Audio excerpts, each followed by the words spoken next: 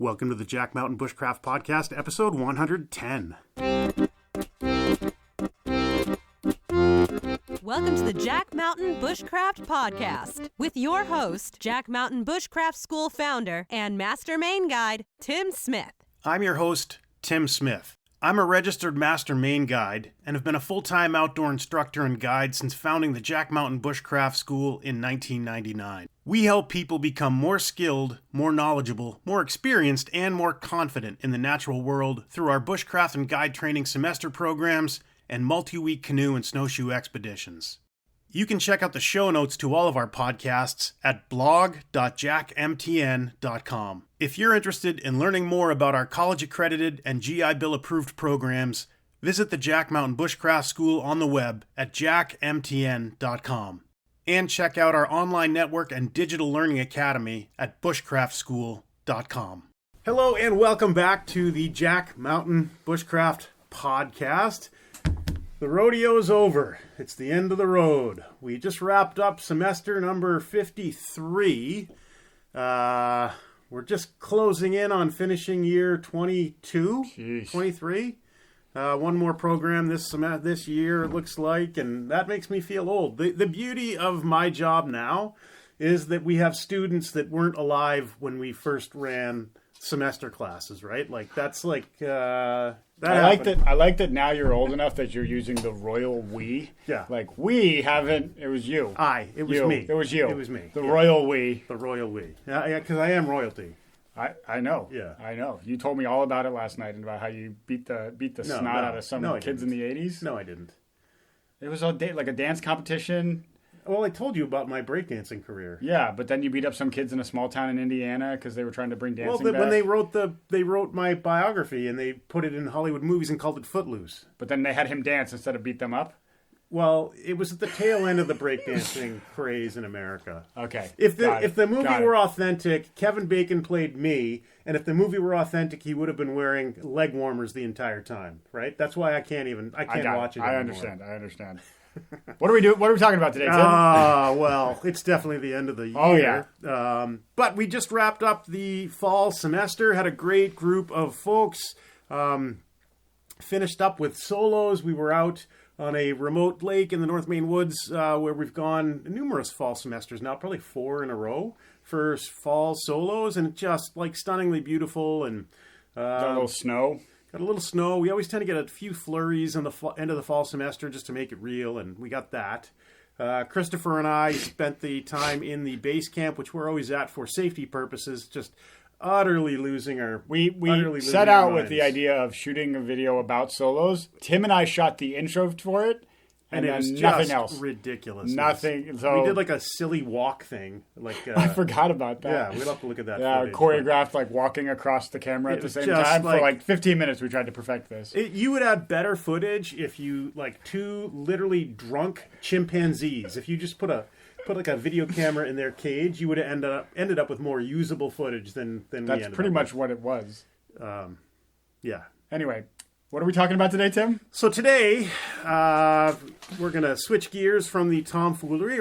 We are going to welcome somebody new onto the podcast. Welcome newly minted Journeyman. Oh, yeah. Matthew Rhode. Yeah. Thanks for having me. Yeah, so we're happy to have you on because you have Proved us wrong. And sort of re-established setting the bar high for time management for achieving the Journeyman. Yep. So the Journeyman Certification is an in-house certification that we've developed over time that basically says that you've checked all the boxes with regards to the curriculum for the semester course, so for the 9-week course. So there are things like journals and written work and a lot of documentation that you have to complete. You have to do a bunch of crafts and they have to work. You have to pass these practical field exams, and those could be, for example, making a buck saw that will then cut through an 8-inch round without falling apart. Navigation exercises, axe, practical exams, knives. There's a lot of stuff that goes into this. So the original iteration of it, when I was a student and when our friends Ben and Paul were kind of pursuing this, it sort of took us, it took the three of us a better part of like a year to like get all this stuff done and written down. And then Our good friend Ben kind of compiled all this into like a workbook, and then we kind of built onto that into this thing that was conceivable for students to finish in 9 weeks. If you're really motivated really hard and using your time wisely. Yeah. So I think just to dispel a myth, some people I think look at the Wilderness Bushcraft Semester or the guide training semester and think you're going to be sort of walking around in a flower-filled field, smelling the roses, getting... What you do, but then you go and study those roses and write it all down. Yeah, but it's like it's not a vacation. It's professional training. It's professional training. And I think that's, a little bit of a misconception that people may have.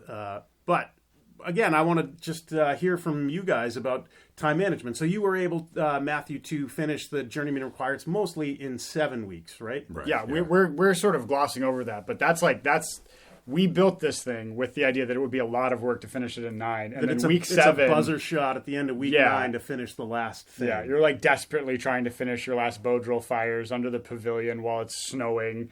And then week 7, you walked up to me like, I think I'm done. I think I did it all. And I had to kind of go and look at everything you'd submitted. We did have the Z-drag, though. We did. But everything else other than the Z-drag test was... That took us, 2.5 minutes for you to set up and be done with?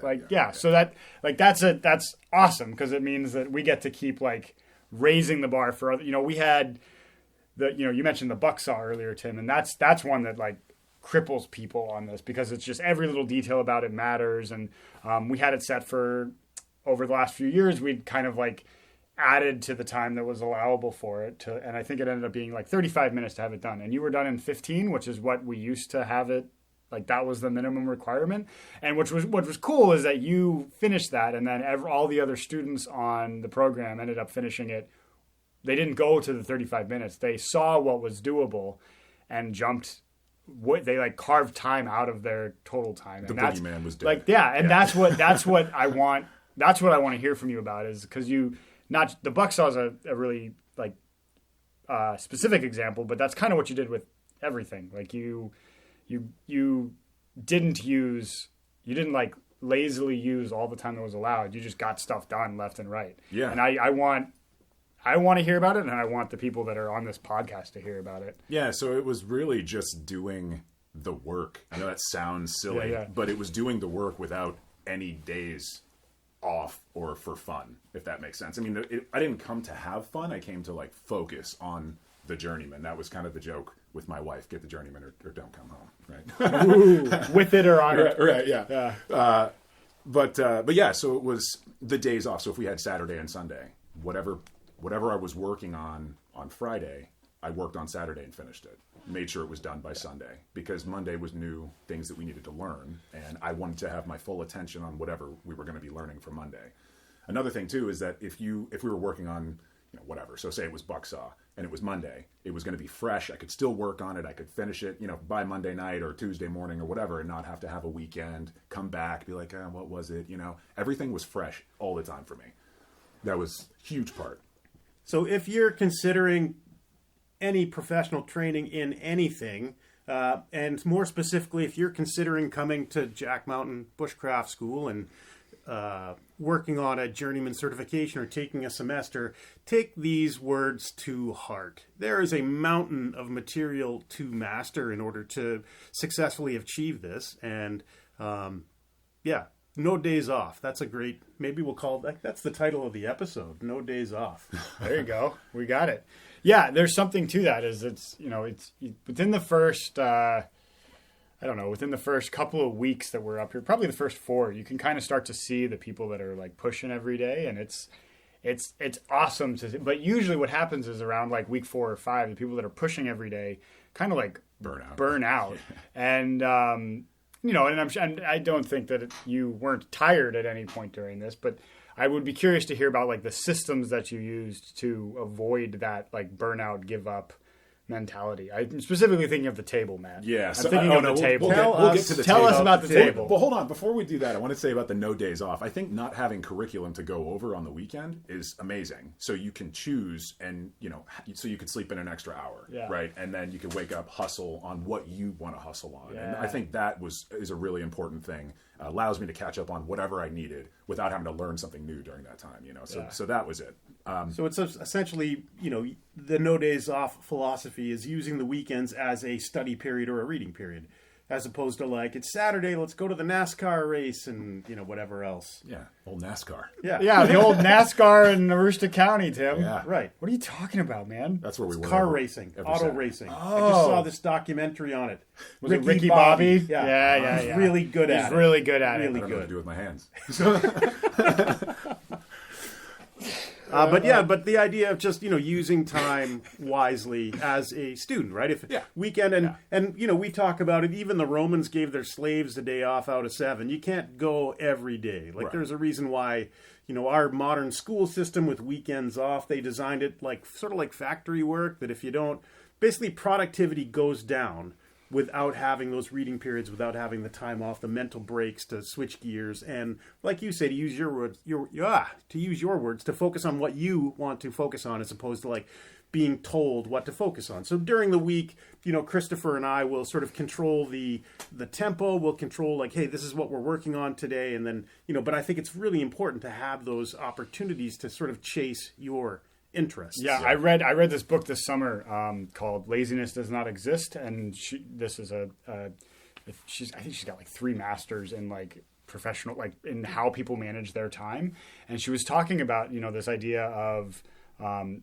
weekends don't necessarily make you like more rested and recharged, but if you use those weekends, even if you're like, the example I think that she was using was somebody that's like a runner, like somebody that's like a marathon runner. They use their weekend to like beat the snot out of their body, but they come back to whatever their job is the next day totally recharged because it was something that interested them, something that like made them feel good. Even though if you told me I had to run a marathon over the weekend, it would cripple me. Like, I don't find anything fun about that. But if you were like, yeah, you have the weekend off, go carve a canoe paddle or go work on your boat. Like, I'm going to come back Monday morning ready to go because it was relaxing and restful, even though I was, to the outside observer, doing something that was work. So there's science to back up what you're talking about, which I think is really cool because you just kind of found that worked for you. And then, the evidence is that, that's exactly how it's supposed to work. It also...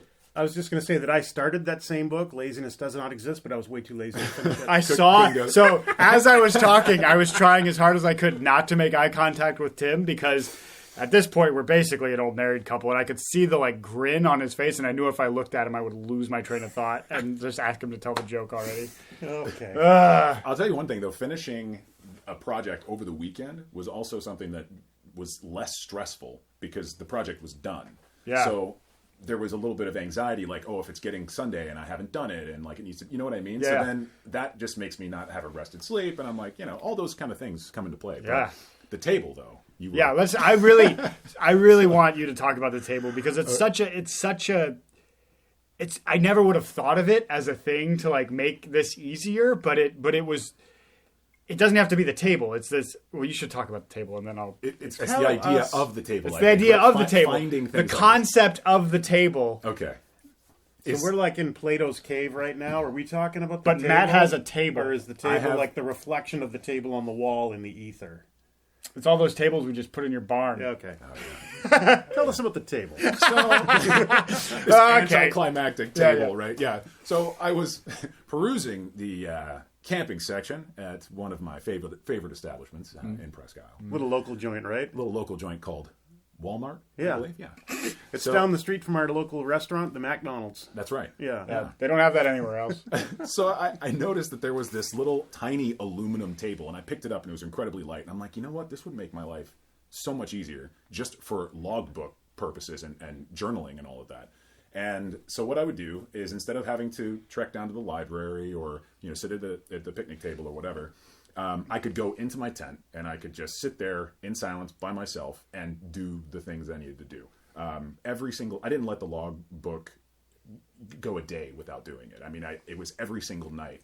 And having that little table was what made the difference. It made it so simple, it was convenient, and I could get the job done. Yeah. So that is the table. Yeah. So the first time I saw the table, I didn't even know that I had seen the table, which is back to the cave thing. I wasn't aware of my perception. You were not aware of what you weren't aware of. Yeah, exactly. That happens a lot. But we were out on our trip on the Aroostook River, and everything was starting to get dark. People were sitting around the fire, joking, laughing. And I went to walk back to my tent and saw you under your tarp. And what I thought was that you had like found a log and set up your like little writing area there. And in that, just the log as an idea to me was like, yeah, like you made a space to do the work you needed to do. You like pulled yourself away from what's going on in the group and like put the time into actually like getting the work done.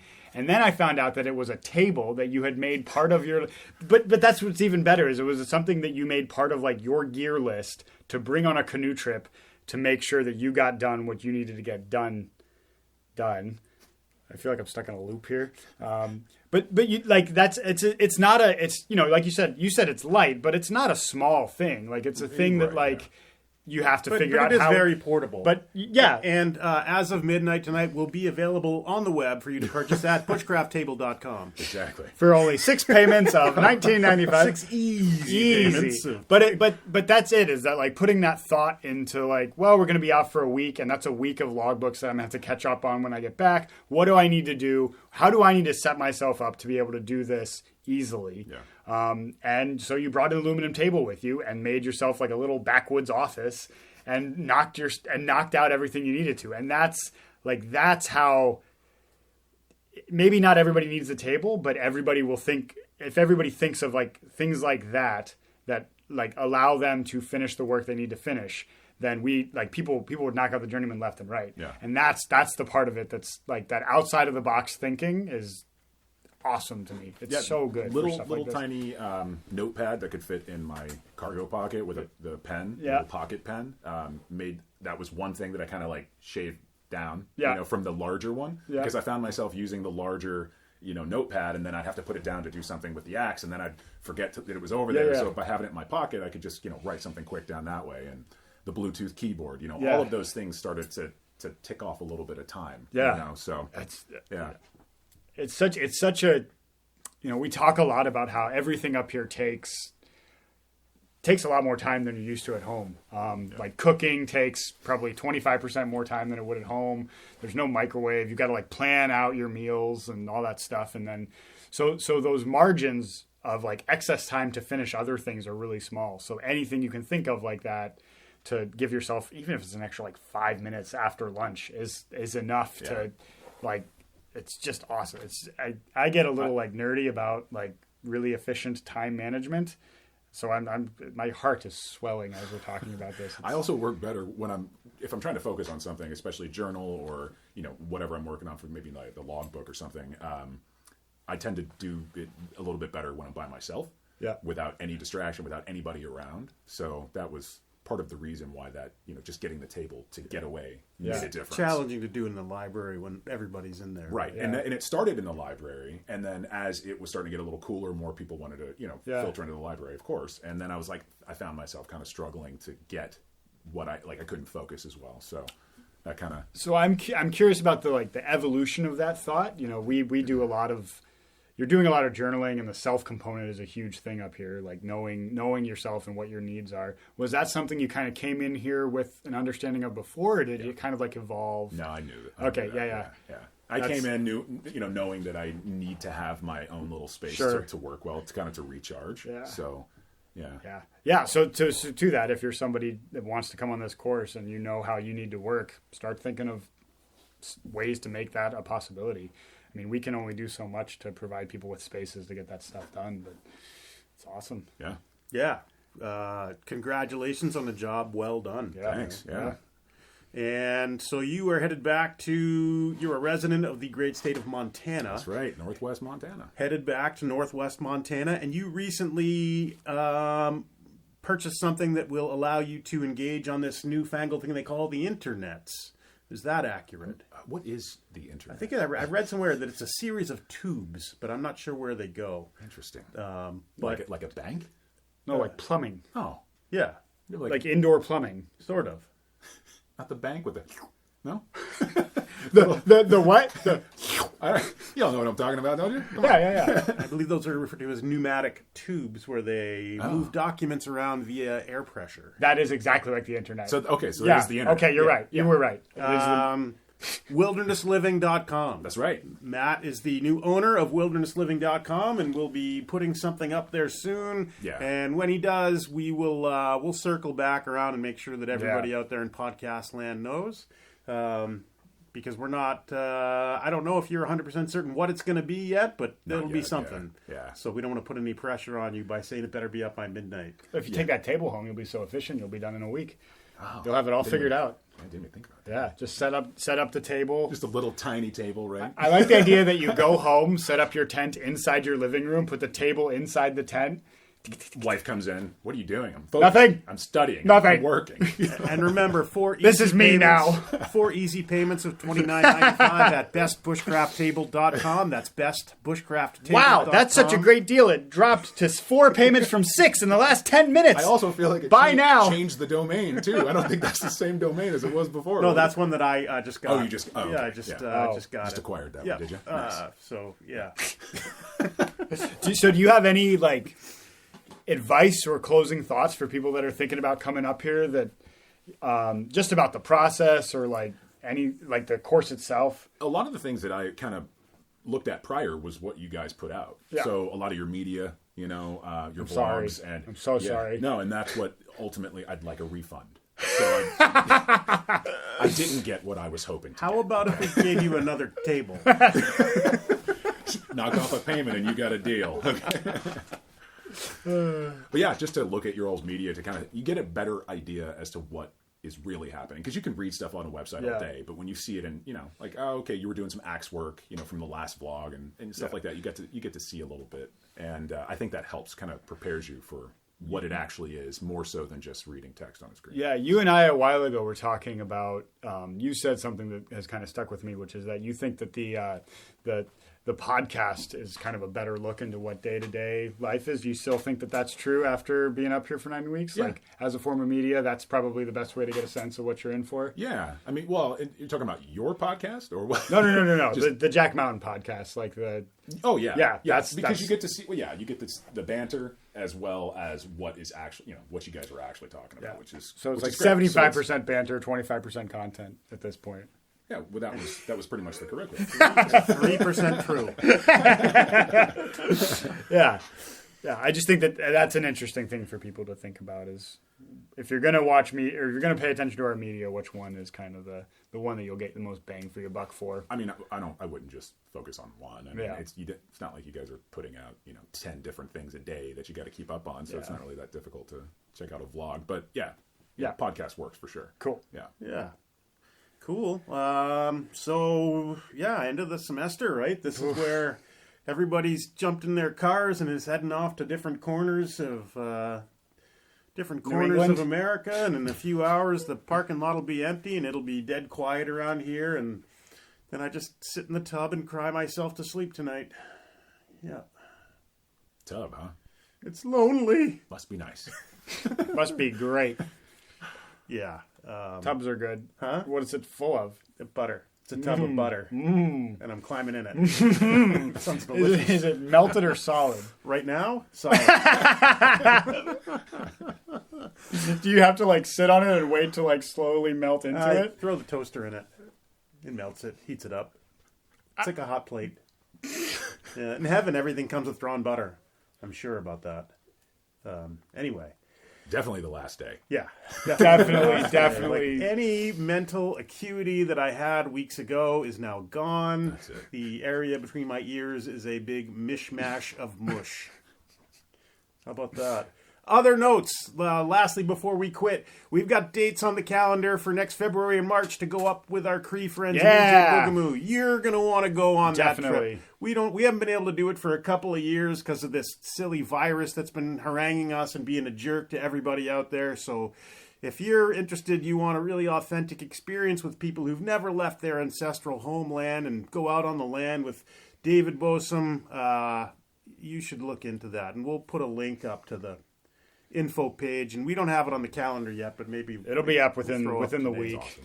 Yeah. It's going to be a blast. Yeah, we've already got a pretty good skeleton crew going, and when that gets filled in, sure to be an epic adventure. Always is. Super fun and Really super looking forward to knowledgeable.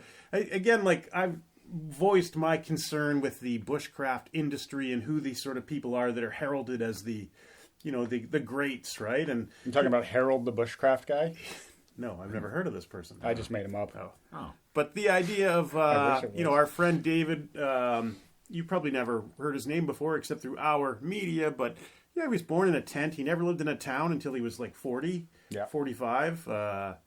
But hasn't written 20 books, doesn't have a big hit YouTube channel, but has forgotten more than all the people that have written books will ever know. Yeah. Yeah. All the people who've written books about everything. It's definitely the end of Tim's Captain Pedantic muscle is flexing right now. But anyway, look for that. We've got our Boreal Snowshoe Expedition running this winter as well, which is kind of our professional training for the winter. It's 12 days long. You could conceivably come up here. It finishes, and then 2 days later we start that Cree trip. So that would be 3 epic weeks of winter goodness if you're so inclined. Yeah. So something to think about. But anyway, thank you guys for being on the podcast. Thanks for a great semester. Yeah, and congratulations great. again. Thank you. Thank you. That's awesome. Yeah, and it's no we joke around a lot, but what you've accomplished is no small feat, right? It took a lot of dedicated work and practice, and hats off to you, and a job well done. Yeah. Amen. Anything else? Still got spots on the Free Loose Leaf program for the end of fall and winter. So if you're interested in something like that, feel free to get in touch and we'll see if we can fit you in. And lastly, I am planning a slew of full tang expeditions. Just moved a bunch of boats around, and I got one out because I'm still looking at that Rio Grande trip, and I'm thinking maybe this winter. So You're going to go to Rio? It's a heck of a drive, yeah, from the Duran Duran song. Like during Carnival? In January? Janeiro? I feel like this is deja vu. Wasn't this last episode too? Probably. Probably. Anyway, okay. Thanks for listening. Bye. Have a great day. Thank you, Matt.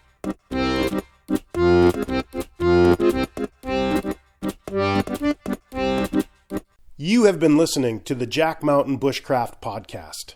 For more information on our professional wilderness guide training programs that are college accredited and GI Bill approved, visit us on the web at jackmtn.com.